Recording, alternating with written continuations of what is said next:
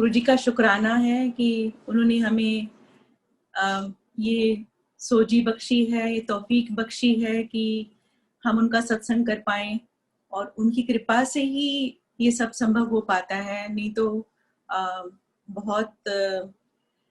हम लोग ट्राई करते रहते हैं कि हम सत्संग करें या कुछ बोलें गुरुजी के बारे में, लेकिन जब तक उनकी कृपा नहीं होती, हम कुछ भी करना, इवन सांस लेना भी संभव नहीं है। और उनका ही बार-बार शुक्राना है कि उन्होंने हमें ये जीवन दिया है, अपने दर्शन दिए हैं और इस लायक बनाया कि आज हम उनका गुणगान कर सकें। मैं सत्संग अपना स्टार्ट करूँगी जैसे मैं गुरुजी से मिली, क्योंकि जब हम गुरु की शरण में जाते हैं, वो तो पहला पल जो होता है जब हम गुरु की शरण में जाते हैं, वो हम कभी भूल नहीं पाते हैं। तो जब गुरुजी हमें बुला रहे थे तो 3 साल लग गए हमें गुरुजी के पास जाने में, क्योंकि समय गुरुजी ने निर्धारित किया हुआ था। इनविटेशन आ रहे थे गुरुजी के, और नूतन आंटी जो मेरी फ्रेंड हैं, अब नहीं रही हैं इस दुनिया में, 2 सितंबर को चली गई वो। उन्होंने मुझे हाथ पकड़ के गुरुजी के पास ले गए और आज मैं उनकी लिए प्रार्थना करती हूँ गुरुजी से कि उनको अपने चरण कमलों में स्थान दें। मैं उनका कभी भी क्या बोलते हैं एहसान नहीं चुका सकती कि उन्होंने मुझे गुरु के उस द्वार पे ले गए जहाँ जाने के बाद फिर हमें कहीं जाने की जरूरत नहीं पड़ती। वो खोज खत्म हो जाती है कि हम एक ऐसे संपूर्ण गुरु के पास पहुंच गए जहां जाके ईश्वर की तलाश भी खत्म हो जाती है। तो नूतन आंटी का बारंबार शुक्राना है कि वो मुझे गुरुजी के दरबार ले गए और वो 3 साल तक गुरुजी के सत्संग करते रहे कि हमारे गुरुजी ऐसे, हमारे गुरुजी ऐसे, हमारे गुरुजी ये कर सकते हैं, हमारे गुरुजी वो कर सकते हैं। लेकिन हमने सुन के भी अनसुना किया कि भी हम किसी और गुरु को मानते हैं, हम साईं बाबा की पूजा करते हैं, हम कृष्ण की पूजा करते हैं, और ये सब दिमाग में चलता था। और बैक स्टोरी ये भी थी कि बहुत सारे पंडितों ने और बाबाओं ने हमें बहुत ही ठग लिया था, कभी किसी बहाने से, कभी किसी बहाने से कि हमारे लिए भजन गाओ, तुम्हारा नाम हो जाएगा। और हम अपनी पूरी टीम के साथ पहुंच जाते थे और वो सारा पेमेंट हमें खुद ही करना पड़ता था, और वो बाबा वगैरह कुछ भी पेमेंट नहीं करते थे। और धीरे धीरे धीरे करके स्थिति जो थी वो और वर्स होती चली जा रही थी। तो समझ नहीं आ रहा था कि मतलब क्या करेंगे क्या नहीं करेंगे। बहुत वर्स पोजीशन थी। उस टाइम पर डीजे इतना कॉमन हो गया था, आर्टिस्ट की इतनी वैल्यू नहीं रही थी। बुला के भी उसको डीजे से कंपेयर करते थे, और मेरे अंदर का जो आर्टिस्ट था वो बिल्कुल मर चुका था कि मेरे को लगता था कि इवेंट्स में जाओ तो वही फास्ट फास्ट गाने गाओ। जो अंदर की चीज है, एक कला है जो हमने सीखी है, वो तो कोई सुनने को तैयार ही नहीं है। तो लगता था कि क्यों रियाज करो, क्यों वो करो। ठीक है। और हेल्थ वाइज, प्रोफेशन वाइज हम बहुत ही पुअर हो चुके थे, क्योंकि मेरे अंकल बॉम्बे गए थे वहाँ अपनी एल्बम के लिए। तो वहां पर आपको पता ही है बॉलीवुड का क्या हाल है। मेरे अंकल अकेले चले गए और उस समय मनस्वी होने वाला था, मैं जा नहीं सकती थी मुंबई। तो किसी ने इनको बहुत बुद्धू बना लिया और जो हमारा सब कुछ जमा पूंजी थी वो सारी हमारी हाथ से निकल गई। और गुड़गांव में हमारे जो फ्लैट बुक थे, हमें सब कुछ वो बेचना पड़ा, और एक 100 गज का प्लॉट रह गया और हम लोग रेंट के घर पर आ गए थे आर्टिस्ट सिटी। और इसी बीच गुरुजी हमें बुला रहे थे और हम नहीं जा पा रहे थे। शायद अगर उसमें गुरुजी के पास चले जाते तो शायद वो बच भी जाता, लेकिन मुझे उस चीज का कोई गम नहीं है कि गुरु मिल गए और वो इतनी बड़ी मेरे को ब्लेसिंग दे गए। तो मुझे आज उस चीज का कोई गम नहीं है। शायद सब कुछ होता तो हम गुरुजी के पास जाते भी नहीं, क्योंकि गुरुजी इंसान को ऐसे समय पे बुलाते हैं कि जब वो ट्रू वैल्यू समझ सके गुरु की। और वही समय था कि हम बिल्कुल निराश थे हर तरफ से, और नूतन आंटी 3 साल तक सत्संग करते रहे और मन में ये कंफ्यूजन थी कि जाएं नहीं जाएं नहीं जाएं, क्योंकि अंकल से मैं प्रॉमिस ले चुकी थी कि मैं किसी बाबा या एस्ट्रोलॉजर के पास जाऊंगी ही नहीं। तो फिर एक दिन मैंने अंकल को बोला कि आज मेरा बर्थडे है, मैं जैसे मनाना चाहूँ मुझे मनाने देना। तो इन्होंने सोचा कि रेस्टोरेंट में जाएगी या मूवी देखेगी, ऐसा कुछ करके। तो थोड़ी देर बाद मैंने इनको बोला कि नहीं, हम शाम को नूतन के गुरुजी के पास जाएंगे। तो इन्होंने बोला तू अपना प्रॉमिस भूल रही है। मैंने कहा कि ठीक है, अब चलो। इन्होंने कहा चलो आज जाऊंगा, आज के बाद फिर कभी नहीं जाऊंगा। ठीक है, आंटी को फोन किया कि भी आज शाम को हम आपके साथ चलेंगे। उन्होंने बताया था शाम को गुरुजी बैठते हैं। तो उन्होंने बोला कि इतने बजे ना मेरे घर के बाहर आ जाना और मैं आपकी कार में जाऊंगी, मेरे पास आज कार नहीं है, तो हम साथ साथ चलेंगे, सत्संग भी करते चलेंगे। हमने कहा ठीक है। मैं कभी भी दिन में नहीं सोती थी, लेकिन उस दिन मुझे नींद आ गई दिन में और मैं थोड़ा लेटी और सो गई। सोती हूँ तो मेरे को एक सपना दिखाई देता है, उसमें गुरुजी एक बहुत हॉल में बैठे हुए हैं, उसमें एक गोल्डन सिंहासन है, गुरुजी बहुत सुंदर चोले में है, एक ओमकार और ओम लाइट में ब्लिंक कर रहे हैं, और ऊपर एक ना गोल्डन ईगल घूम रहा है आकाश में, गोल्डन ईगल बहुत सुंदर सा। तो मेरी आंख खुलती है, मैं सोचती हूँ जहां हम जा रहे हैं वहां ये सब है, गोल्डन ईगल भी होगा। तो फिर सोचने लगी कि नहीं नहीं ऐसे ही सपना है ये तो। गुरुजी का स्वरूप देखा था मैंने आंटी के घर पर, लेकिन एम्पायर स्टेट का मंदिर या उसके बारे में मुझे कुछ नहीं पता था। तो जब नूतन आंटी मेरी कार में बैठे तो मैंने उनको बोला कि नूतन हम जहाँ जा रहे हैं वो जगह पर ये सब है। वो कहने लगी तुझे कैसे मालूम चला, मैंने तेरे को मंदिर के बारे में तो कुछ नहीं बताया। मैंने कहा ऐसे ऐसे मेरी आंख लग गई है और इस उसमें मैंने ये सब देखा। तो आंटी कहने लगे तू तो ब्लेस हो गई, तेरे को गुरुजी ने दर्शन दे दिए जाने से पहले, ये वो। लेकिन सब ऊपर से निकल जाता है, नई संगत जब होते हैं तो समझ नहीं आती है। हमने सोचा ठीक है आ गया होगा सपना। तो उसके बाद मंदिर पहुंचे। गुरुजी एक सेटी पे बैठे थे, कैजुअल वियर्स पहने हुए थे, जॉगिंग शूज पहने हुए थे और आलती पालती मार के ना ऊपर पैर करके बैठे हुए थे। तो ऐसे उन्होंने देखा, वो गेट की तरफ देखा, तो हम अंदर एंटर कर रहे थे। गुरुजी कहने लगे कौन है? तो नूतन आंटी कहने लगी मेरी फ्रेंड हैगी, कच्ची पक्की। तो उसने बोला पक्की। फिर गुरुजी हंसे, की कर देने। हमने कहा गुरुजी हम गाना गाते हैं, केहो जाए गान दो। हमने कहा गुरुजी कैसे बताएं, आप सुनोगे तो मालूम चलेगा। कहने लगे चंगा बह जा, कितने देर रहने वाला है? इन्होंने बोला मैं गुरुजी जम्मू दा। तो मुझे कहने लगे तू ते अंबाले चंडीगढ़ दे कोल दी सरदारनी हैगी। अब ये बात कि मैं अडॉप्टेड बच्चा थी हिंदू फैमिली में और मैं सिख बॉर्न बेबी हूँ, इसके बारे में मैंने नूतन आंटी को तो कभी नहीं बताया था, कोई पर्सनल बात ही नहीं शेयर की थी। ना ही जो मेरी स्कूल टाइम की फ्रेंड्स थी वो भी सब अलग अलग हो चुकी थी, किसी का किसी से कोई भी कनेक्शन नहीं था। मेरे इन लॉज तक को नहीं पता था कि मैं एक सिख बॉर्न बेबी हूँ और मैं अडॉप्टेड हूँ। हमने कभी जिक्र नहीं करा, मेरे हस्बैंड को पता था, हम चुप थे बस। तो एकदम से मेरे रोंगटे खड़े हो गए कि गुरुजी को कैसे मालूम चल गया कि मतलब मैं एक सिख बॉर्न बेबी हूँ। तो बैठी रही मैं, थोड़ी देर में मेरे को चाय प्रसाद मिल गया। मालूम नहीं होता नई संगत होते हैं तो भी कि जहां हम आए हैं वो तो गुरुजी को सारा पता है कि आपके तीनों जन्म सातों जन्म सब गुरुजी के चरणों में होते हैं, सारी फाइलें गुरुजी के चरणों में होती हैं। तो मैं सोचने लगी मैंने नूतन से तो अपनी कोई पर्सनल बात करी नहीं है, तो इनको कैसे मालूम चल गया। इतने में चाय प्रसाद मिला। चाय प्रसाद पीने से मेरे गले में एक बहुत पुरानी प्रॉब्लम थी जो मुझे काफी सालों से तंग कर रही थी, और उसके लिए मैंने बहुत मेडिसिन खाई, एंटी एलर्जी की, वो जिसने जो बताया आयुर्वेदिक, होम्योपैथिक, लेकिन कभी भी वो प्रॉब्लम दूर नहीं हो रही थी। तो जैसे ही मैंने चाय प्रसाद पिया ना, मेरे को ऐसा लगा जैसे कि कुछ अंदर चला गया है और वो ठीक हो रहा है।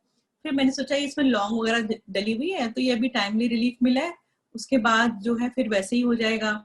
लेकिन उस दिन से लेके आज तक मुझे कभी वो प्रॉब्लम दोबारा नहीं हुई। तो जय गुरु जी है। तो ये गुरु जी ने मेरा फर्स्ट डे में कल्याण किया। उनको पता था कि मैं इस चीज से बड़ी परेशान हूँ, लेकिन समझ नहीं आई थी कि मतलब वो चाय प्रसाद से मेरा कल्याण हो गया था। उस समय पता नहीं चला, तब अपना दिमाग लगा लिया कि भी ये लौंग और दालचीनी डली हुई है और चाय का मसाला डला हुआ है, उससे अभी ये ठीक हो गया। तो लंगर आया। लंगर के टाइम पर बच्चों ने बहुत तंग किया मेरे को, मम्मा ये कहाँ ले आए, आज तो बर्थडे था आपका, कहीं बाहर डिनर करते। थोड़ी देर में वो ऐसा हुआ कि 3 बच्चे किसी और के मेरे पास बैठ गए, मेरे बच्चे कहीं और किसी के साथ थाली शेयर कर रहे थे, अंकल कहीं और थे। मैं गुरुजी के सिंहासन के पास मेरे को जगह मिली, वहां पर मुझे लंगर मिला। और लंगर में उस दिन इतनी मिर्चें थी कि मेरे को हिचकियां लग गई, नाक से, आंख से, कान से ऐसे धुआं सा निकलने लग गया। मुझे लगा कोई पानी देगा मेरे को, कोई भी पानी नहीं लेकर आया। मैं गुरुजी की तरफ देख रही थी कि मतलब मेरे को हिचकियां लग रही हैं, गुरुजी मेरे को देख देख के मुस्कुरा रहे थे।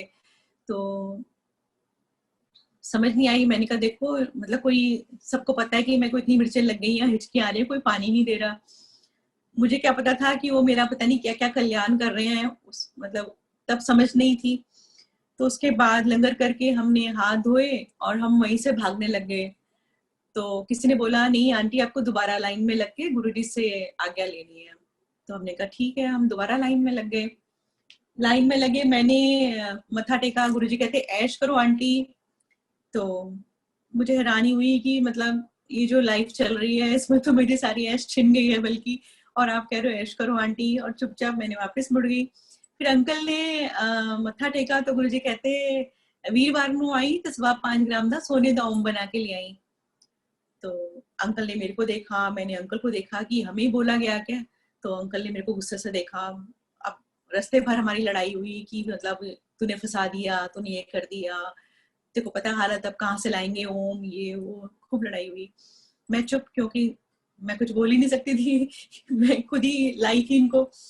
तो नेक्स्ट डे आंटी का फोन आ गया। आंटी कहने लगी तू तो बहुत ब्लेस्ड है, तेरे को गुरुजी ने इतनी ब्लेसिंग दे दी। मेरे रिश्तेदार आते हैं 14 साल से, गुरुजी उनको ऐसे ऐसे करते हैं और निकाल देते हैं, और वो बेचारे कहाँ कहाँ से ट्रेन पकड़ के, बस पकड़ के पंजाब से आते हैं और गुरुजी उनको बैठने भी नहीं देते हैं। तो मैंने कहा वो सब ठीक है नूतन, लेकिन मैं दोबारा नहीं जा पाऊंगी। तो आंटी कहने लगी नहीं, जो गुरुजी ने बोला है ना वो करना है। तो हमने सोचा कि कोई और वहम ना रह जाए, कहीं हमारे हालात पहले इतने खराब चल रहे हैं, कुछ और ना हो जाए। तो हमने वो वहम को दूर करने के लिए सोने का ओम बनाया, लड़ते झगड़ते हाँ ना ऐसे करते करते वीरवार हो गया, ओम आ गया। उसके बाद हम लोग गए मंदिर। तो लाइन में लगे हुए थे, गुरुजी ने दूर से ऐसे देखा और कहते हैं ले आई, हमने कहा हाँ जी। तो हमें पता चला गुरुजी हमसे ही बोल रहे हैं। तो जैसे ही गुरुजी ने उसको हाथ में लिया, इनकी डेट ऑफ बर्थ पूछी, फिर कहने लगे की डेट ऑफ बर्थ है। तो इन्होंने बोला, इनकी तरफ देखा था तो इन्होंने अपनी डेट ऑफ बर्थ बोली। मैंने सोचा गुरुजी मेरे से ही पूछेंगे, लेकिन गुरुजी ने मेरे से नहीं पूछा। फिर गुरुजी कहने लगे मंडे नू काले धागे विच पाके एनू गले विच पा लें। तो मुझे लगा कि भी ये जैसे हम सिंगर हैं तो कोई नजर वजर का या कुछ ऐसे करके गुरुजी ने ओम दे दिया ब्लेस करके। तो मैं गुरुजी को बोली गुरुजी मेरे वास्ते। तो गुरुजी कहते ਤੁਹਾਡਾ ਇੱਕੋ कनेक्शन हैगा। इतनी जल्दी बोल गए ना गुरुजी की मेरे को समझ ही नहीं आई कि गुरुजी ने क्या बोला है। और पंजाबी मेरे पल्ले पड़ती भी नहीं थी। तो गुरुजी की बहुत मीठी सी बारीक सी आवाज थी, जो मतलब एकदम पंजाबी, उसमें मेरे को बिल्कुल समझ नहीं आई। तो मैंने इधर उधर देखा तो संगत ने बोला कि भी आंटी आपके जो अंकल ब्लेस हो गए तो इसका मतलब आप भी ब्लेस हो गए, परिवार से एक भी जना आता है तो ब्लेस हो जाता है, सारा पूरा कुल और रिश्तेदार ब्लेस हो जाते हैं। समझ नहीं थी, हम बैठ गए, मैंने बुड़बुड़ किया, मैंने कही तो आ ही नहीं रहे थे और ओम उनको मिल गया, चलो कोई नहीं। तो गए, हमें बहुत अच्छा लगा। हमें ये भी एक दूसरे को हमने देखा कि भी गुरुजी ने हमें ब्लेस करके ओम दे दिया है। तो भी गुरुजी वैसे बाबा नहीं है जैसे और होते हैं, तो ये तो ब्लेस करके गुरुजी ने हमें वापस दे दिया। हम तो बहुत नेगेटिव सोच रहे थे। वहां पे शब्द चले, लंगर फिर मिला, मैं हर बार बच्चों को भी साथ ले आने लगी। तो गुरुजी ने एक दिन टोक दिया कि टब्बर नहीं लाईदा। तो फिर हम बच्चों को घर छोड़ के आते थे, लेकिन टेंशन माइंड में रहती थी कि बच्चे कैसे, छोटे वाला बिल्कुल 5 साल का था और बड़े वाले बच्चे टीन एज में थे, 10-12 में चल रहे थे, और पढ़ाई लिखाई बिल्कुल मतलब भगवान भरोसे ही चल रही थी। कि शरारती इतने थे कि टीवी देखना ये सब काम होते थे उनके। उनको लगता था मम्मी पापा गए हैं शोज में तो हम अपनी लाइफ जिए। होता ही है, समझ नहीं होती है। तो मेरे को वो टेंशन रहती थी दिमाग में कि मतलब मैं शोज में जाती हूँ तो वहां भी बच्चे नेग्लेक्ट होते हैं। अब गुरुजी के पास जाऊंगी, गुरुजी भी रात को 2-2 3-3 बजे छोड़ते हैं, कभी सुबह 4 भी बज जाते हैं, तो कैसे होगा। तो ये सोच के मैं चली तो जाती थी, लेकिन दिमाग बच्चों की तरफ लगा रहता था। ये नहीं पता था कि जिसके दरबार में जा रहे हैं वही तो जगत का पालन करता है, जिसने हमें आज तक पाला है और आगे भी पालेगा। और बच्चों को भी उन्होंने देखना है, लेकिन समझ नहीं थी और ना ही गुरुजी ने उस समय दी हमें। तो जाते रहे। एक दिन गुरुजी कहने लगे कि चलो आज थोड़ा गाना सुनते हैं। तो अंकल कहने लगे गुरुजी मैं बाजा नहीं लिया है, मैं बाजे के साथ ही कंफर्टेबल होता हूँ। तो गुरुजी कहते बाजा किथे है? बाजा घर है। घर किथे है? गुड़गांव। तो गुड़गांव केड़ा पाकिस्तान है, जा चक के लिया बाजा, आंटी नु इथे छड़ जा। गुरुजी को पता था कि दोनों गए तो शायद वापस नहीं आएंगे। तो क्योंकि वो गुरुजी को तो सारे हालात मालूम थे कि कैसे कैसे सबने ठगा हुआ है हमें। तो अंकल मेरे को गुस्से से देखते हुए चले गए और 15 मिनट में कैसे वो इतने ट्रैफिक में से गए भी गुड़गांव, और गुड़गांव से अपने घर जाके सेकंड फ्लोर से बाजा लेके 15 मिनट्स में अंकल वापस भी आ गए। जो मेरे मन में टेंशन चल रही थी वहां पर, वो सब गुरुजी ने दूर कर दी। कि मैं सोच रही थी कि बहुत देर लगेगी, और क्योंकि उन दिनों मेट्रो कंस्ट्रक्शन हो रही थी तो वन साइडेड ट्रैफिक चलता था। तो ये सब टेंशन गुरुजी ने उस समय दूर करी मेरी। लेकिन एक और टेंशन चल रही थी कि गुरुजी को सुनाऊंगी क्या। तो भजन आते नहीं थे, एक दो आते थे, सोचा एक दो शब्द है, एक दो भजन है, गुरुजी कहेंगे तो वही सुना दूंगी। तो अंकल बाजा लेकर आए तो गुरुजी ने रोका कि अभी रुक जाओ। फिर काफी संगत चली गई तो थोड़ी संगत रह गई, तब गुरुजी कहने लगे हुन निकालो बाजा। तो अंकल ने ना एक गजल सुनाई। मैंने सोचा कि मैं सर ढक के शब्द सुनाती हूँ या शब्द चलते हैं। मैंने प्रभ डोरी हाथ तुम्हारे, वो गुरुजी को सुनाया। फिर मैंने कहा गुरुजी मैं भजन सुनाऊं। तो गुरुजी कहते मैं भजन शब्द सुन के बोर हो गया, तो मैंने लता दा गाना सुना कोई उड़ गया। अब मेरे लिए तो आसान थी क्योंकि मेरे पास तो बहुत ही कलेक्शन थी, लता जी के गाने में गाती थी, लेकिन गुरुजी को क्या सुनाऊं ये समझ नहीं आ रहा था। तो इंडेक्स देखा, उसमें तुम ही मेरे मंदिर तुम ही मेरी पूजा, वो मुझे दिखाई दिया। मैंने इनसे पूछा, मैंने कहा ये गा दूं? कहते हाँ ठीक है। मैंने गा दिया। गुरुजी बहुत खुश हुए, बहुत ब्लेसिंग दी, और हम वापस आ गए। उसके बाद गुरुजी ने हमें लगातार बुलाना शुरू कर दिया, कल भी आ जाओ, कल भी आ जाओ। अब हम ये सोचते थे कि बच्चे कैसे होंगे, कैसे करेंगे, क्या करेंगे। एक दिन क्या हुआ कि मैं जल्दी जल्दी सुबह उठ के ऐसे रिकॉर्डिंग से होकर आई थी। उसके बाद घर पहुंचते पहुंचते देर हो गई, तो मैं डिनर नहीं बना पाई थी बच्चों के लिए। तो मैंने मूंग की दाल बनाई जल्दी से, और बड़े बेटे को बोला कि भी आप जो है देख लेना बाकी, और मैं जा रही हूँ गुरुजी के पास। लेकिन मन में ना एक गिल्ट था कि भी मैं बच्चों के लिए प्रॉपर डिनर बना के नहीं आई हूँ। जब लंगर सर्व हुआ तो मैंने देखा कि वहां पर छोलिया पनीर था, बहुत सारी चीजें थी, 5 तरह की मिठाई थी, उस दिन किसी का बर्थडे भी था। तो मुझे एकदम बच्चों का ध्यान आ गया कि भी बच्चे तो ऐसे ही खाना खा रहे होंगे, पता नहीं ठीक से खाया होगा कि नहीं खाया होगा, और मैं यहाँ पे 5 भोग खा रही हूँ, 56 भोग खा रही हूँ। तो ये ख्याल मेरे सिर्फ मन में आया और मैंने किसी को बोला नहीं। तो सॉरी तो ये सोच मेरे मन में आ रही थी। तो जब मैं जाने लगी तो एकदम से रात के 2-2:30 बज रहे थे। तो गुरुजी ने कहा, जैसे आज्ञा मिली कि चलो। तो जैसे ही मैं मुड़ी हूँ तो 2-3 आंटियां कहने लगी गुरुजी आपको वापस बुला रहे हैं। मैंने पीछे देखा, गुरुजी मेरे को ऐसे कर रहे थे। अब देखिए इसी हाथ से उन्होंने ऐसे किया और ऐसे ही मिठाई का डिब्बा लिया, और मैं मंदबुद्धि, मेरे को पता नहीं चला कि वो प्रसाद कहाँ से आ रहा है। मैंने सोचा कि भी अभी तो यहाँ पे नहीं था, मतलब मेरी बुद्धि एकदम ब्लैंक कर दी गुरुजी ने। और एक मिठाई का डिब्बा 1 kg का गुरुजी ने मेरे को बोला बच्चे वास्ते ले जा। मैं हैरान थी कि अभी तो यहाँ पे कुछ भी नहीं था, ये मिठाई का डिब्बा कहाँ से आ गया। और मैंने अपनी बुद्धि भी यूज नहीं करी, मैं इतनी थकी हुई थी, रात के 2-2:30 बज रहे थे। मैंने उठाया, उसको सीने से लगाया, गुरुजी को प्रणाम किया और कार में जाके बैठ गई। जब मैं बैठी तो मिठाई का डिब्बा 1 kg से 2 kg, 5 kg, 10 kg ऐसे उसका वेट बढ़ने लग गया। तो मैं ये सब चीजें खुद ही महसूस कर रही थी। अंकल कार ड्राइव कर रहे थे। जब वो बहुत ज्यादा बढ़ने लग गया तब मेरे को फील हुआ कि ये मेरी थकावट नहीं है, ये तो कुछ और हो रहा है। सत्संग सुनते हैं हम, कुछ इसमें कुछ हो तो नहीं रहा। तो मैंने अंकल को बोला, मैंने कहा ये क्या हो रहा है, ये मिठाई का डिब्बा इतना भारी क्यों होता जा रहा है। तो अंकल कह रहे भारी हो रहा है, अच्छा इसमें गुरुजी ने नोट भर दिए होंगे, उनको पता चल गया होगा कि हमें नोटों की जरूरत है। तो मेरी इनसे लड़ाई शुरू हो गई। मैंने कहा तुम्हें हमेशा नोटों के सपने आते रहते हैं, मिठाई के डिब्बे में नोट कैसे आ जाएंगे, नहीं तो सत्संग नहीं सुनती है। और हमारी लड़ाई शुरू हो गई। लड़ते लड़ते हम घर पहुंचे और बच्चों ने दरवाजा खोला। वो कहने लगी मम्मा आपके अंदर से गुरुजी की फ्रेग्रेंस आ रही है। मैंने भी महसूस किया कि मतलब मेरे अंदर से यहाँ से ऐसे लग रहा है, ऐसे बिल्कुल एकदम ऐसे समुद्र होता है खुशबू का, ऐसे फूटने लग गया। तो फिर मेरे को लगा कि मैंने गुरुजी के पास बैठी थी, गुरुजी के चरण भी छुए थे, फिर गुरुजी के हाथ से प्रसाद लिया है, तो गुरुजी के हाथों से जो फ्रेग्रेंस आती थी वो इसमें टच हुई है, उसको मैंने ऐसे पकड़े रखा है काफी देर तक। तो ये इसलिए मतलब वो फ्रेग्रेंस आ रही है। हमने जल्दी जल्दी खोला उसको, मिठाई के डिब्बे को, और बच्चों ने भी खाया, हमने भी खाया। वो बहुत अच्छे बेसन के लड्डू थे और वो काफी 1-1.5 महीने तक फ्रेश रहे।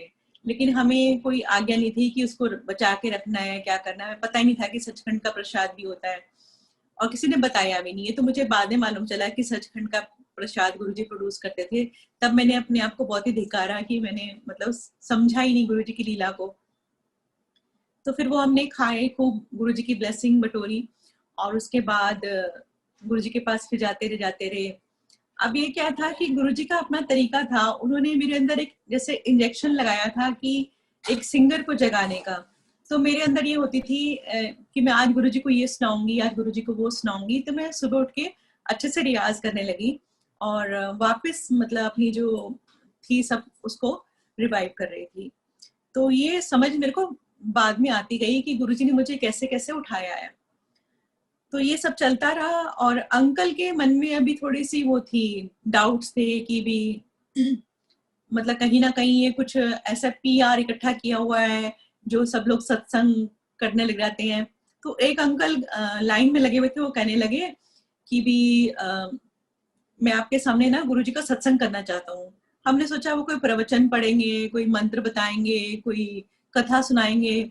तो वो कहने लगे मैं डॉक्टर हूँ, और मैं एम्स में डॉक्टर हूँ, मैं थायराइड का डॉक्टर हूँ, और मेरे को खुद को अस्थमा है, और मैं गुरुजी का लंगर खाता हूँ और मैं ठीक रहता हूँ। हमने एक दूसरे को ना ऐसा देखा, ऐसा हस्बैंड वाइफ की एक अंडरस्टैंडिंग होती है कि हंसी उड़ाने वाली। तो हम खूब मतलब वो मन ही मन हंसे, सॉरी गुरुजी।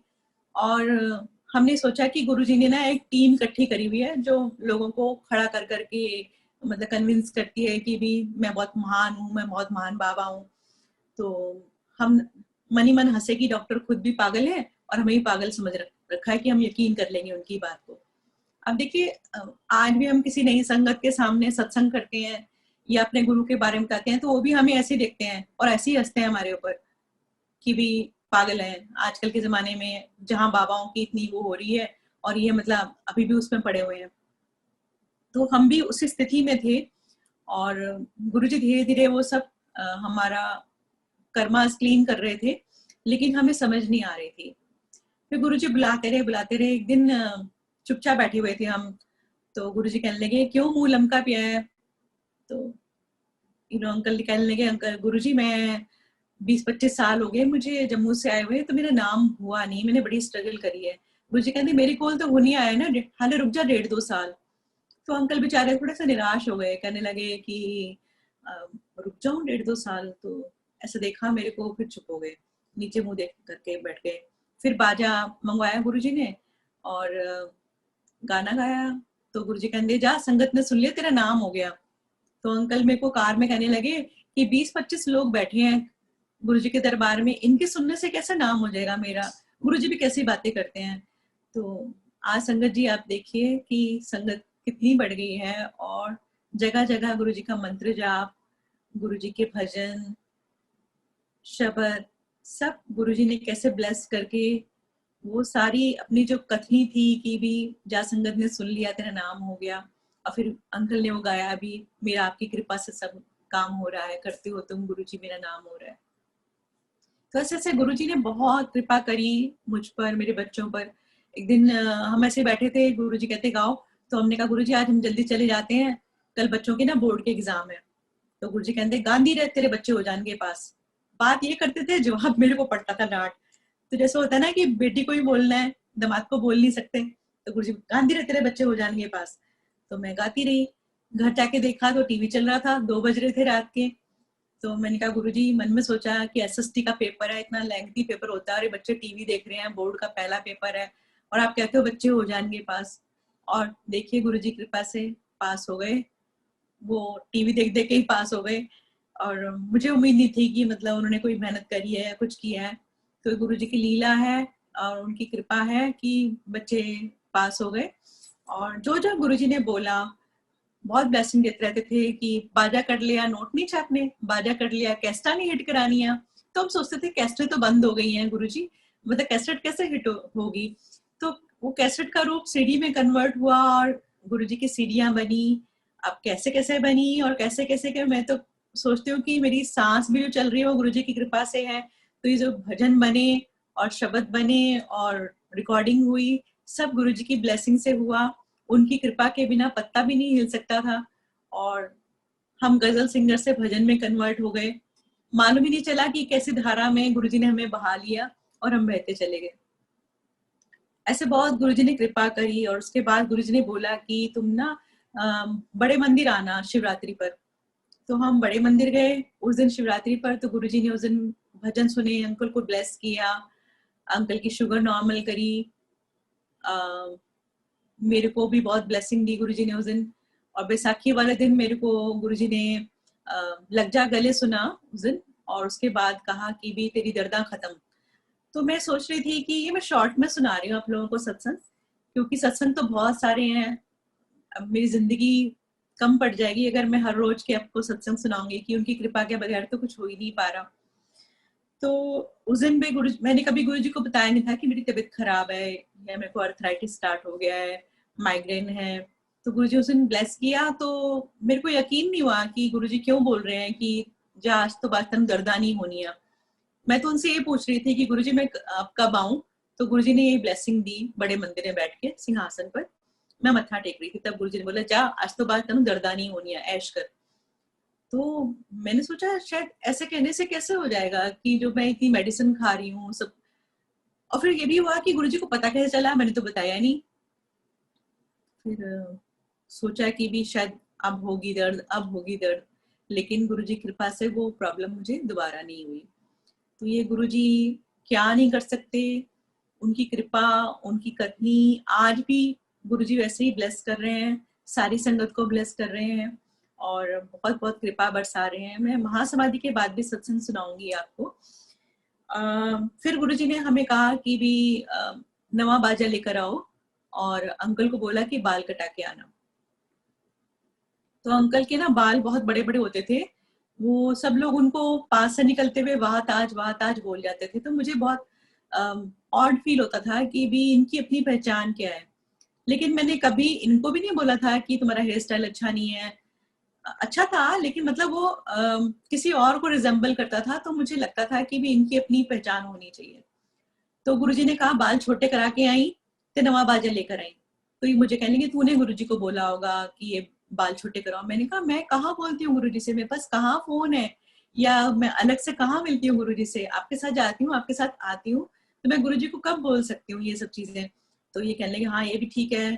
तो मैंने कहा कहते बाजा कहाँ से लाऊंगा, मेरे पास तो पैसे ही नहीं है, मार्च का महीना चल रहा है, बच्चों की फीसें हैं, उनके यूनिफॉर्म्स हैं, उनकी एडमिशन फीस है, और 3 बच्चे हैं, गुरुजी को पता नहीं है काम नहीं है। तो मैंने कहा ठीक है आप बाल छोटे करा लो, बाजा बाद में देख लेंगे। बाल छोटे करा कर आए, शीशे के सामने खड़े हुए, फिर गुस्सा किया मेरे ऊपर, तूने तो कुछ चैन पड़ गया, तेरे को ये हो गया। मैंने कहा हाँ पड़ गया, गुरुजी के पास जाना दोबारा से रख लेना, उसमें कोई बात नहीं। तो जब गए एम्पायर स्टेट तो वहां पर संगत बैठी थी बाहर, सब कहने लगे अंकल आप तो 10 years यंग लग रहे हो। तो अंकल को थोड़ा अच्छा लगा। अंदर गए तो गुरुजी ने देखा ऐसे, फिर मेरी तरफ देखा, कहते कटा ली ते बाल, चंगा लग रहा है, आंटी तेरा बंदा बनाता जेंटलमैन, इस तो पहले डंगर सी। सारे हंसने लग गए कि डंगर गुरुजी। तो मतलब कहने का तात्पर्य गुरुजी ने कुछ उनके ग्रह काटे या उनकी ट्रांसफॉर्मेशन की, उनके अंदर की सोल चेंज करी, वो गुरुजी जाने उन्होंने क्या किया। हमने नहीं पूछा गुरुजी से कि आपने क्यों बाल छोटे कराए। तो गुरुजी को अच्छा लगा। उसके बाद से अंकल ने वही हेयर स्टाइल रखा और उसके बाद दोबारा लंबे बाल नहीं रखे। अब गुरुजी बार बार ये बोले कि नवा बाजा लाओ, नवा बाजा लाओ। हम कहाँ से लाए, हमारे पास पैसे नहीं थे, अपना गुजारा मुश्किल से हो रहा था। तो एक दिन गुरुजी कहने लगे नवा बाजा। मैंने कहा गुरुजी अंकल बोले कि गुरुजी काम नहीं है, वो आंदा देगा काम बथेरा, नवा बाजा लेकर आओ। फिर दोबारा गए, नवा बाजा नहीं आया। तीसरी बार गुरुजी ने मेरे को ही डांटा, एनू समझा दे, गुरु 3 बार जो हुक्म करता है वो माननी चाहिए गल। अब मैंने नूतन आंटी को फोन किया, मैंने कहा गुरुजी तो ऐसे नए बाजे के लिए बोल रहे हैं, कह रहे तेरे को नहीं पता, पता नहीं क्या कल्याण होगा, ले लो किसी तरीके से नया बाजा।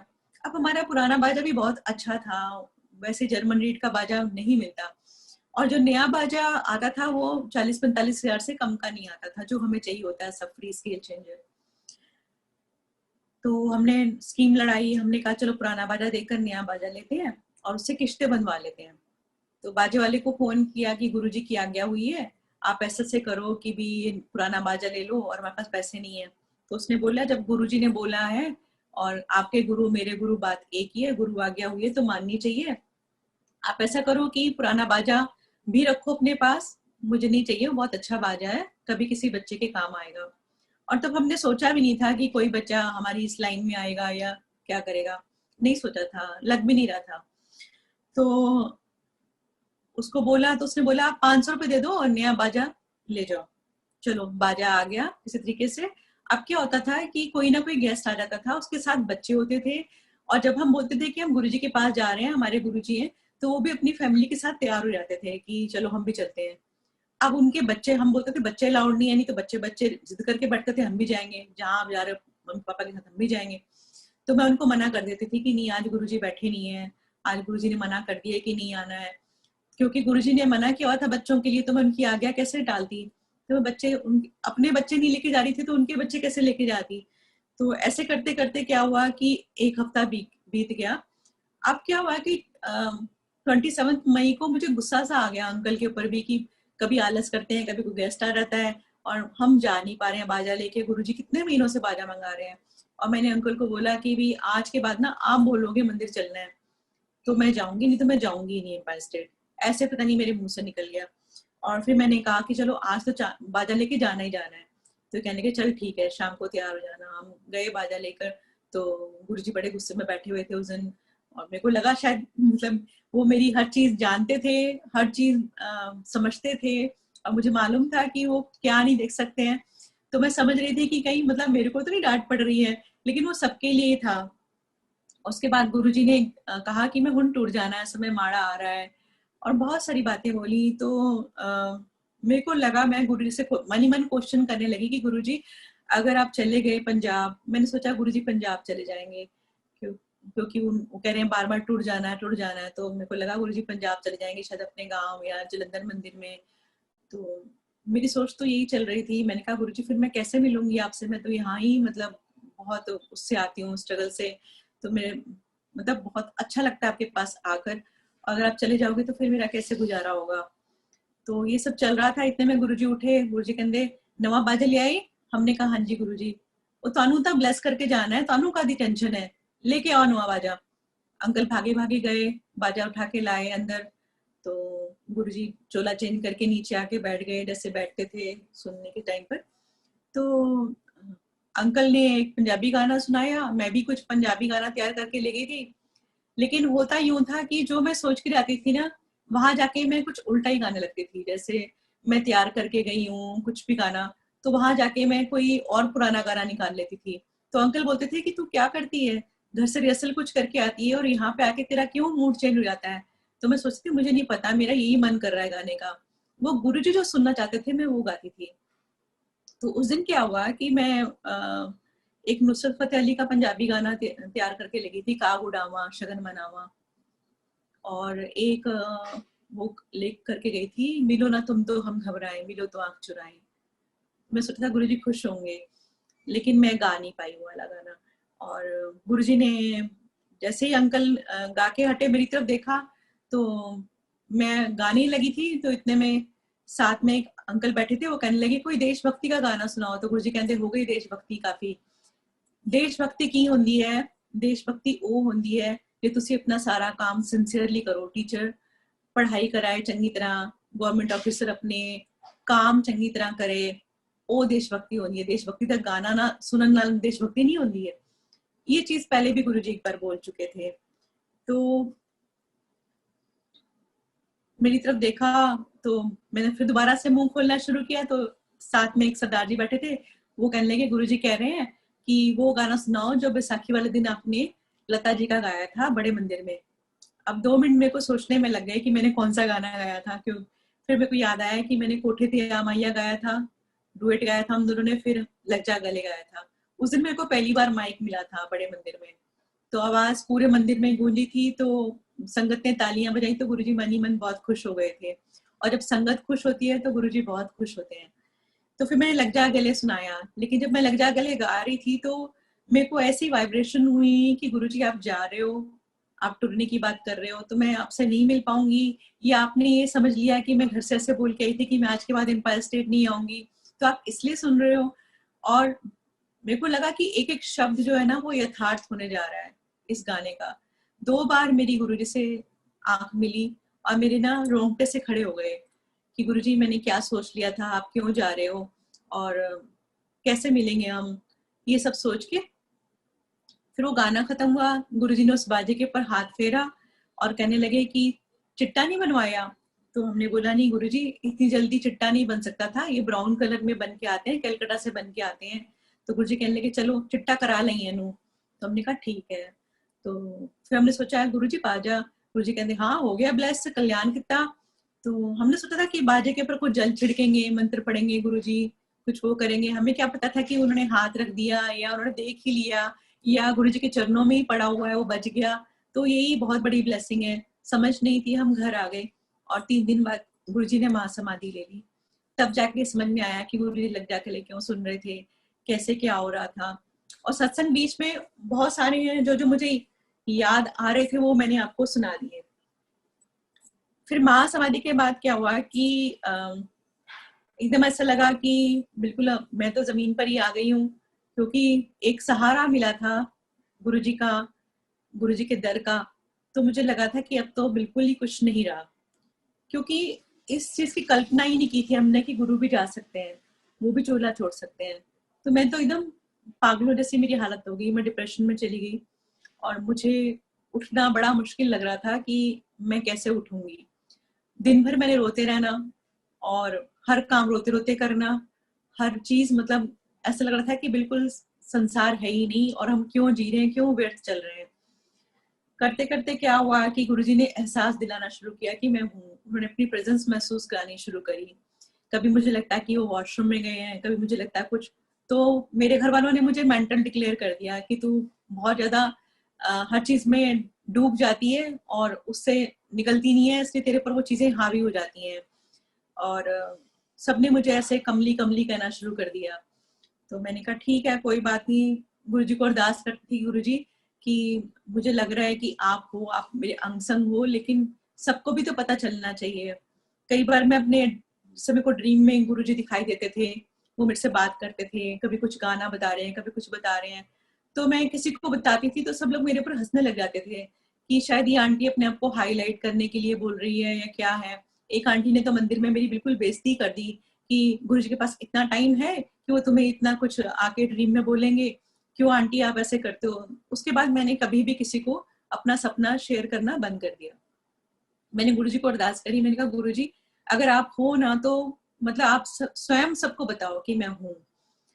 तो धीरे धीरे ये हुआ कि स्वरूपों में पहले मेरे को पल्स चलती हुई दिखाई दी, ड्रॉप्स गिरते हुए दिखाई दिए। लेकिन मेरे संगत से ये अनुरोध है कि जहां भी कहीं ये लीला होती है उसको फेसबुक पे या कहीं मत डालें, वो आपकी अपनी ब्लेसिंग होती है। आज तक मेरे घर में जितने भी चमत्कार होते हैं, लीला होती है, मैं कभी भी किसी को नहीं शेयर करती हूँ। वो हमारी अपनी ब्लेसिंग होती है अपने परिवार के लिए। आजकल मैं देखती हूँ कि कहीं भी शहद निकल रहा है, कुछ वो अमृत बरस रहा है, फटाफट फेसबुक पर डालते हैं, फिर वहां से वहां शेयर होता है। अब आपको बताती हूँ कि एक बार हमारे घर में सत्संग हो रहा था, तो मैंने कभी भी अपने घर के सत्संग की या फेसबुक पे पिक्चर्स डाउनलोड नहीं की थी। और हमारे घर में ऑस्ट्रेलिया से संगत आई और उन्होंने वो पिक्चर खींची उस समय। तो गुरुजी का फेस बना हुआ था गद्दी के ऊपर। तो गुरुजी ने मेरे को उससे एक दिन पहले, 2-3 हफ्ते पहले जो जो मेरे को चोला दिखाया था कि मेरे को ऐसा चोला पहनना है, ऐसा मैंने सारा वो बनाया था। गुरुजी ने मेरे को आर्म रेस्ट का बताया था कि जहां से तू सिंहासन मंगा रही है तो वहां उस सिंहासन पे आर्म रेस्ट नहीं है, इसलिए कुशन ना लियो। तो मैंने कुशन नहीं लिए। और जब वो सिंहासन आया, मैंने उन अंकल से पूछा भी था कि अंकल आप जो सिंहासन ला रहे हो उसमें आर्म रेस्ट है? उन्होंने बोला हाँ है। तो फिर मैंने कहा पता नहीं शायद मेरा ड्रीम गलत हो गया। लेकिन जब सिंहासन आया तो उसमें आर्म रेस्ट ऐसे थे कि बिल्कुल नहीं के बराबर। तो इसलिए कुशन जो गुरुजी ने मना किया था तो कुशन मैंने नहीं लिए थे। तो जो चोला गुरुजी ने बोला था मैंने वैसा चोला बनाया, वैसे चोला चढ़ाया था। तो जब वो मैं तो सेवा में लगी हुई थी, लेकिन अंकल जो आए थे बाहर से, उनके पास एक कैमरा था। हम तो पिक भी नहीं खींचते हैं अपने सत्संग वगैरह की, घर के जो लोग होते हैं बस उन्हीं के अंदर वो शेयर करते हैं, हम बाहर शेयर नहीं करते हैं। आज भी हमारे घर में सत्संग होता है तो हम कभी भी फेसबुक पे या कभी किसी उस पर नहीं डालते हैं। चलो लॉकडाउन है तो इस समय हम जूम पे या उस पर सत्संग कर रहे हैं, क्योंकि गुरुजी को ये सब चीजें पसंद नहीं थी, सोशल मीडिया पे आना, ये सब करना, तो उन चीजों को हमें फॉलो करना चाहिए। तो वो अंकल आए, उन्होंने वो जैसे ही वो पिक क्लिक करी तो उसमें गुरुजी का स्वरूप बना हुआ था, गुरुजी ऐसे बैठे हुए थे। तो मेरे तो उन दिनों आइट साइड वीक चल रही थी, तो मैं सेवा में थी, मुझे पता नहीं चल रहा था कि, तो जिन आंटी ने मेरे को मंदिर में बोला था कि आंटी आप क्यों बात बनाते हो और सपने ऐसे बताते हो कि गुरुजी के पास यही समय है, उन्हीं आंटी को मेरे घर में सबसे पहले गुरुजी के दर्शन हुए और उन्होंने खड़े होकर रोई वो, और उन्होंने बोला कि गुरुजी दिख रहे हैं। फिर वो अंकल ने जब पिक खींची तो हम सबको भी दिखाई दिए, फिर मैंने चश्मा लगा के देखा तो मुझे भी दिखाई दिए, और वो अंकल ने बिना पूछे फेसबुक पे भी डाल दिया और फेसबुक पे भी रोटेट हो गया सारा। तो मेरे को ये लगता है कि जो अपनी ब्लेसिंग्स हैं वो हमें सत्संग के माध्यम से हम शेयर कर रहे हैं, ठीक है, लेकिन अगर आपके घर में अमृत आ रहा है, आज भी मेरे घर में 2 स्वरूपों में अमृत आ रहा है, लेकिन मैं कभी भी उनकी जो है वो नहीं डालती हूँ पिक कहीं पर भी। ये अपनी ब्लेसिंग्स हैं, ये मेरा आप लोगों को संदेश है कि उसको ना उसका वो शोशेबाजी करें, उसको अपने तक सीमित रखें और शुक्राना करें गुरु जी का कि आप अमृत बरसा रहे हो, कि इतना सौभाग्य हमें दे रहे हो। तो इस तरीके से हुआ। और फिर गुरुजी ने बहुत सारी हमारी प्रॉब्लम्स चल रही थी उस समय, फाइनेंशियली भी और भी, वो सब धीरे धीरे करके कैसे ठीक करी। ये भी बहुत बहुत बड़े बड़े सत्संग हैं, अगर मैं एक भी चैप्टर उठा के सुनाना शुरू करूंगी ना तो मुझे लगता है कि वो 1 घंटे में कंप्लीट नहीं हो पाएंगे। तो मुझे पता नहीं अब समय कितना हो गया, मुझे कितनी देर तक और सत्संग करना है। आंटी प्लीज, हम तो बहुत बिल्कुल रेडी हैं, सब लोग जितना आप सुना सकते हो सुनने के लिए, हम सब तो बहुत ग्रीडी हैं यहाँ पे। तो आपके पास जितना टाइम हो और जितना आप शेयर कर सकती हैं that would be lovely, but जैसे आपको कंफर्टेबल लगे। ठीक है। नहीं, संगत भी तो बेचारी जो बैठी है उनका भी अपने अपने टाइमिंग्स होते हैं ना। वो तो गुरु की लीला सुनना, उनका जो महिमा सुनना और सुनाना, इसमें समय की तो कोई पाबंदी होनी नहीं चाहिए। लेकिन कई बार ऐसा होता है कि हमारा मन लगा होता है सत्संग सुनाने में और कान पे कोई आके धीरे से बोल देता है बंद कर दो, शॉर्ट कर दो तो बड़ा बुरा लगता है। बहुत आनंद आ रहा है, सबके मैसेजेस यही आ रहे हैं मेरे फोन पे अलग से भी कि प्लीज कंटिन्यू कर सकती हैं तो थोड़ा और प्लीज सुना दीजिए, so if that's okay with you. हाँ हाँ, मैं एक सत्संग सुनाती हूँ कि एक बार क्या हुआ कि गुरुजी ने मेरे को बोला कि वीरवार को आना। तो मैं साईं मंदिर में गाती थी, हम गुड़गांव नए नए शिफ्ट हुए थे, तो साईं का आंगन मंदिर है यहाँ पर बहुत सुंदर। तो साईं बाबा के साथ मेरी बहुत ज्यादा इंटीमेसी थी कि जैसे एक बार अंकल का दिन तो बुरे चल रहे थे, तो अंकल पूजा के लिए गए थे, कहाँ गए थे, साउथ में कोई थी पूजा इनकी। तो मेरे पास एक गोल्ड का सेट था, वो बेच के मैंने अंकल को बोला कि आप जाओ पूजा कराओ। कभी ये होता है कि भी कोई पूजा हमारी कंप्लीट नहीं हुई है, तब हम गुरुजी से नहीं मिले थे। तो ये सत्संग इसलिए मैं आपको पिछला सुना रही हूँ क्योंकि समझना अभी की लीला और उस लीला को। तो अंकल जैसे गए तो आते समय इनका पर्स ट्रेन में चोरी हो गया। ये मुझे फोन करते हैं कि वहां से ट्रेन से कि भी तू ना मेरे सारे कार्ड ब्लॉक कर दे, ऐसा कर दे वैसा कर दे। मैंने क्या क्या हो गया? कहते मेरा पर्स चोरी हो गया। तो बाबा की मूर्ति सामने पड़ी थी, मैं बाबा के आगे रोई। मैंने कहा मतलब हमारे साथ ही सब कुछ बुरा बुरा होना है, मैं कितनी मुश्किल से उनको पूजा के लिए भेजा था और मतलब आप ये क्या करते हो, जब से आप आए हो मेरे को तो तकलीफ ही तकलीफ हो रही है, अब मैं आपकी ना जोत जलानी भी बंद कर दूंगी। मैंने ऐसे बोला उनको। 5-10 मिनट हुए होंगे इस चीज को कि अंकल कहने लगे कि कोई बंदा आया था, सफेद दाढ़ी थी, धोती पहनी हुई थी, सफेद कपड़े थे और मेरा पर्स मिल गया। उसको मिला था तो मैंने कहा उसको कुछ दे देते। फिर इन्होंने पूरी ट्रेन में ढूंढा, वो बंदा नहीं मिला इनको। तो मैंने बाबा को थैंक यू बोला कि बाबा आप ऐसे करते हो। तो उसके बाद क्या हुआ कि एक बार साईं का आंगन में गा रहे थे, तो वहां पे साईं बाबा की जो मंदिर की ऑनर थी उन्होंने बोला कि दिवाली पूजन है तो आप ना दीपावली मनाई सुहानी ये गा के फिर जाना। अब उन्होंने इतनी देर लगा दी अपने मंदिर में कि मेरा दिवाली पूजन का टाइम तो चला गया। अब अंकल बच्चे मुझे गुस्सा हो रहे हैं, हमने पटाखे जलाने हैं, हमने दिए जलाने हैं, आप यहाँ मंदिर में बैठी हो। मैंने कहा बेटा मैंने प्रॉमिस किया था, अब मैं प्रॉमिस किए बिना जा नहीं सकती, क्योंकि वो मंदिर में करा या घर में करी पूजा, नहीं नहीं, अपनी पूजा होती है, लक्ष्मी पूजा, आप समय निकाल देती हो, आप मंदिरों में बैठी रहती हो, गाती रहती हो वहां बैठकर। अब करते करते क्या हुआ कि 10 साढ़े 10 बज गए और लक्ष्मी पूजा का टाइम निकल गया, और तब मुझे गाने का चांस मिला, तब मैंने गाया और मैं आ गई। मन ही मन में अपने आप को भी होता ही है कि यार मैंने गलत किया है, मैं बच्चों की मतलब उनसे कॉपरेट नहीं करा, मैं अपने चक्कर में मतलब बाबा आपके वहां पे बैठी रही और मेरी अपनी पूजा लेट हो गई है। तो आप यकीन नहीं मानेंगे संगत जी, उस दिन जो हमने दिए जलाए, मैंने घर में भी आके वो गाती रही, दीपावली मनाई सुहानी, मेरे बाबा के हाथों में जादू का पानी। जो हमने दिए जलाए वो 4 दिन तक जलते रहे, हमारी बालकनी के, सीढ़ी के सारे दिए जलते रहे। पड़ोसी हैरान हो गए, काम वाली हैरान हो गई कि ये क्या हो रहा है, आपने इसमें तेल और डाला है, दोबारा जलाया है। और हम जय गुरु जी करके, मतलब जय साईं राम बोलते थे उस समय, ये हो रहा था। अब इतनी प्रीत हमारी बाबा के साथ भी लगी हुई थी, तो गुरुजी वीरवार को हमें बुला रहे थे कि भी आओ और यहाँ मतलब हाजिरी दो। तो मैंने नूतन आंटी को मना कर दिया कि भी नूतन आंटी, बाबा के साथ भी मेरी प्रीत है, और ऐसा तो मैं हूं नहीं कि मतलब कहीं एक जगह जा रही हूँ तो दूसरी जगह को छोड़ दूं, ऐसा नहीं मैं कर सकती हूँ। तो उस दिन हम बाबा के मंदिर पहुंचे वीरवार को, पहले पालकी निकलती है, उसके बाद वहां पे भजन होते थे। तो जैसे ही पालकी निकली उसके बाद हम बाजा खोलने लगे, तो वो आंटी आई मंदिर की जो थी ओनर, और उन्होंने बहुत इंसल्टिंग वे में ऐसे बोला, पता नहीं किसका गुस्सा हमारे पर निकाल दिया, और कहने लगे आज के बाद यहाँ पे भजन वजन नहीं होंगे, ऐसा होगा वैसा होगा, कोई बाजा खोलने की जरूरत नहीं है। बच्चे और सब, उनको इतना अच्छा लगता था मंदिर में। उन्होंने मेरी तरफ देखा और मैंने बाबा को प्रणाम किया और हम वहां से निकल गए। और मैंने कहा चलो गुरुजी के पास चलते हैं। समझ में आ रही थी कि गुरुजी की लीला है कि उन्होंने बुलाया था और मैं उनको बना करके यहाँ पर आई हूँ। वहां पहुंच गए, लेकिन मन बाबा के चरणों में लगा रहा, और मैं बहुत रोई उस दिन।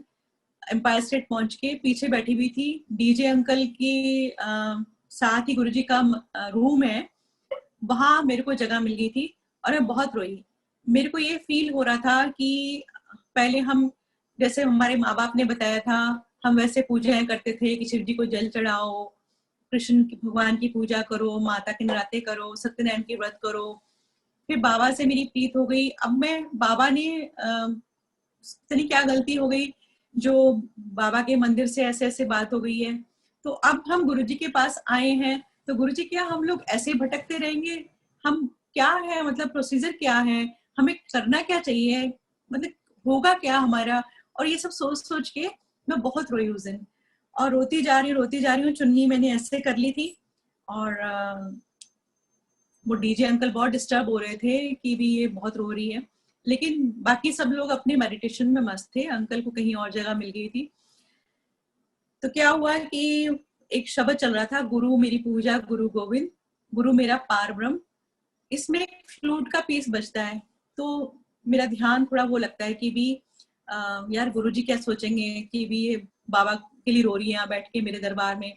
तो मैंने ऐसे देखा कि गुरुजी मेरे को देख तो नहीं रहे हैं, तो देखा वहां पर गुरुजी मेरे को नजर नहीं आ रहे हैं, वहां पर कृष्ण भगवान नजर आ रहे हैं, गोल्डन आईज है, गोल्डन फ्लूट है, ब्लैक कलर की मूर्ति है।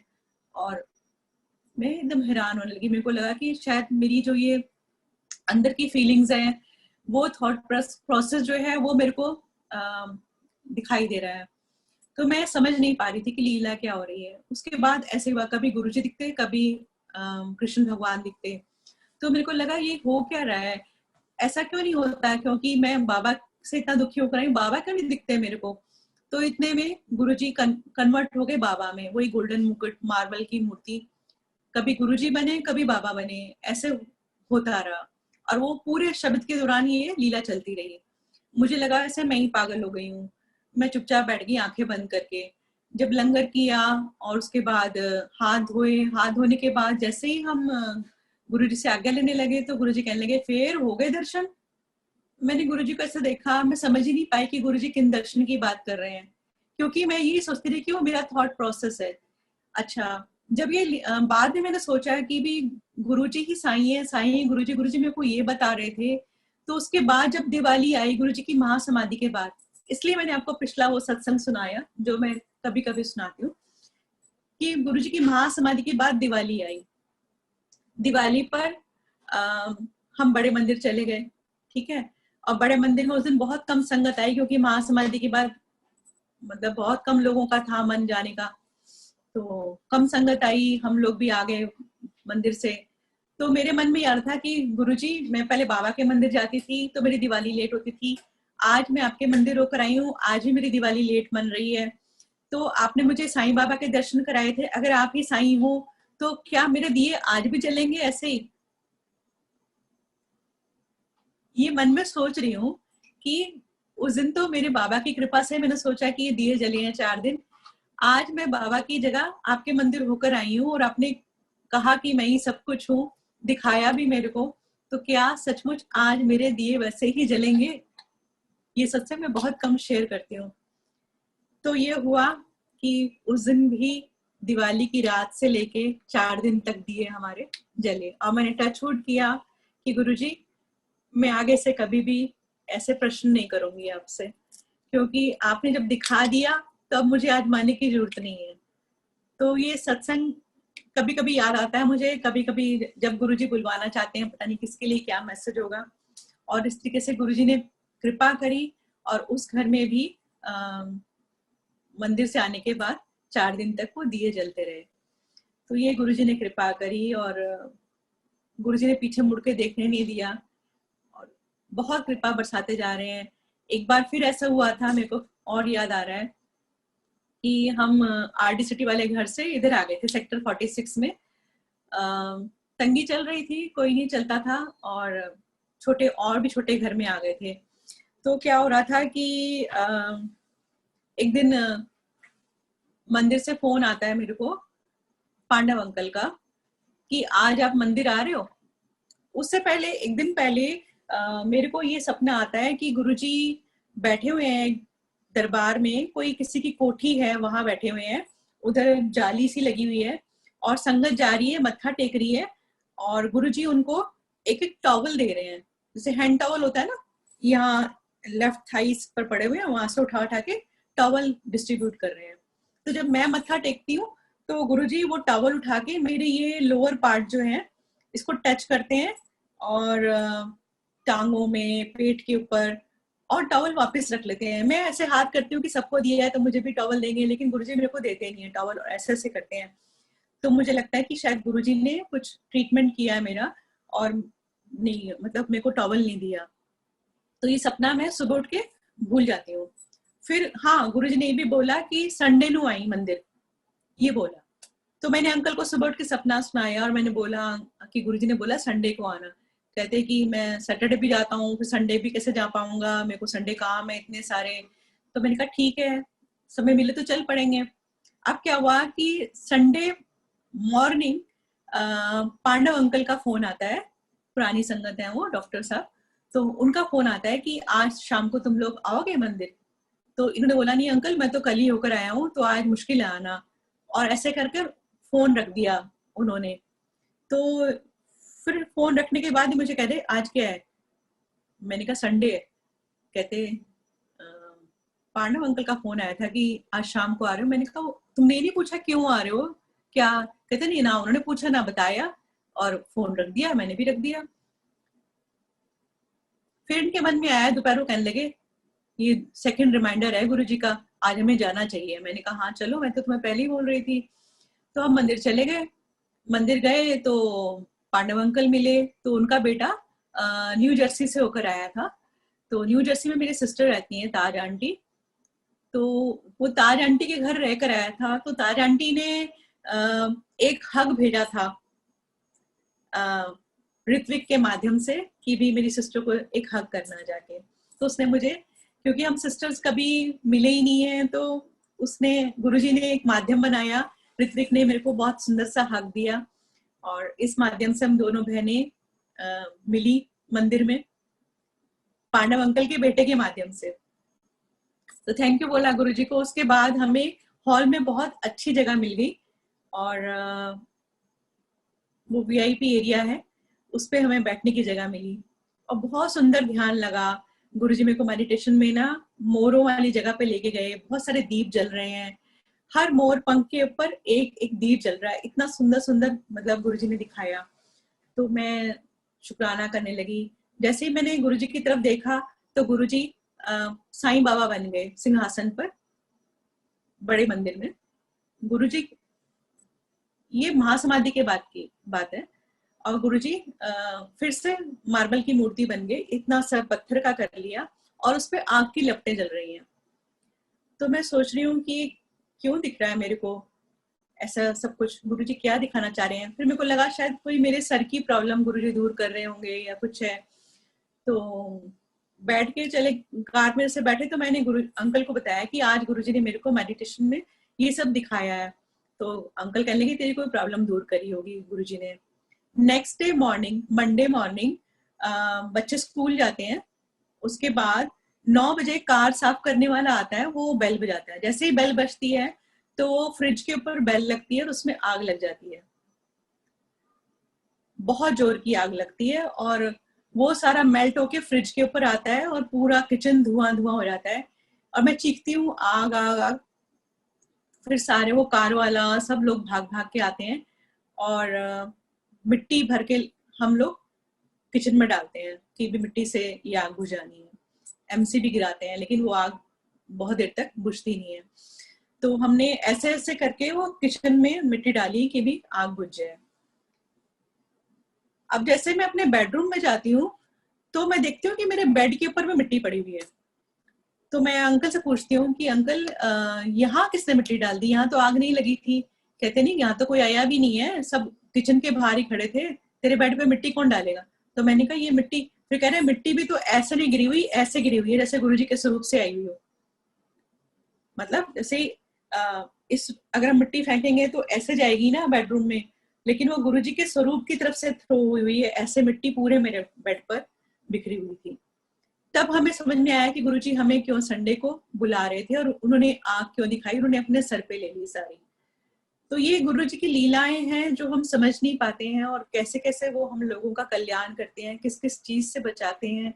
ये गुरुजी हैं और गुरुजी का ही सारा सहारा है हम सबको। आज भी गुरुजी हमें किस किस चीज से बचा रहे हैं। प्रॉब्लम्स तो बहुत आती हैं लाइफ में, लेकिन गुरुजी सहारा है, उन्हीं का नाम जपते जपते अभी संसार से हमें पार लगना है। और सत्संग बहुत सारे हैं, बहुत सारे हैं। गुरुजी ऐसे ही अपने कृपा बरसाते रहना और पूरी संगत के ऊपर अपना प्यार दुलार और अपनी कृपा बरसाते रहना। जय गुरु जी। जय गुरु जी आंटी, ब्यूटीफुल, बहुत ही सुंदर। मीन्स रियली मैं गूज़बम्प्स हो गए सच में आंटी। सत्संग बहुत सारे हैं, हाँ बहुत जी, सारे सत्संग हैं। मतलब मैं तो कहती हूँ कि जो हम सांस ले रहे हैं ना, कि जो मैं उठ के यहाँ पे आके आपका ये आज सत्संग कर रही हूँ गुरुजी का, तो ये भी उनकी कृपा के बिना संभव नहीं है। तो सब गुरुजी करा रहे हैं, वही सब चला रहे हैं, आगे भी वही चलाएंगे।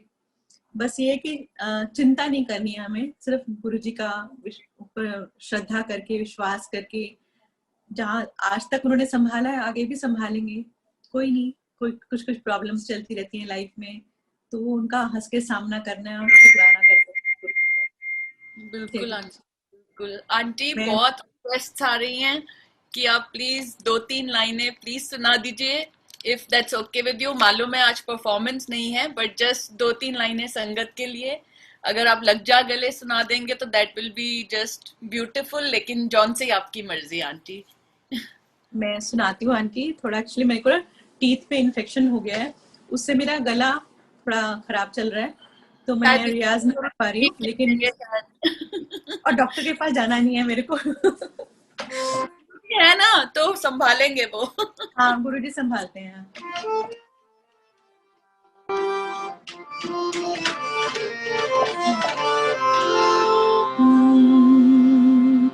लग जा गले के फिर हंसी रात हो न हो,